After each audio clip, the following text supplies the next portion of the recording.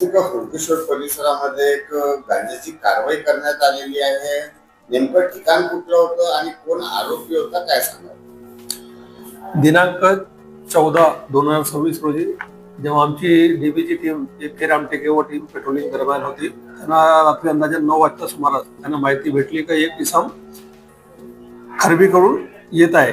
त्याच्याकडे गांजा आहे असं खात्रीशीर माहिती भेटली होती. त्या अनुषंगाने ट्रॅप लावून कारवाई केली असता त्याच्यात एक आरोपी विनय दीपक सुनार वय 27 वर्ष हा राहणारा हैदराबादचा मूळचा आहे. त्याला आम्ही ताब्यात घेऊन जेव्हा कारवाई केली तर त्याच्यात जवळजवळ 6 किलो 26 ग्राम गांजा सापडला. त्याच्यावर आम्ही रितसर रेड टाकून कारवाई केली आणि गांजा जप्त करून ते पुढील तपास चालू केलेला आहे.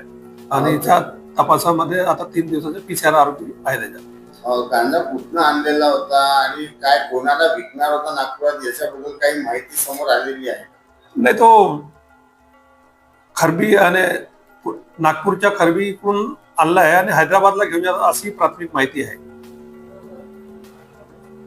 कुठल्या वरिष्ठ अधिकाऱ्यांमार्फत कारवाई करण्यात आलेली होती आणि कोणी ही कारवाईमध्ये हातभार केलाय काय सांगा?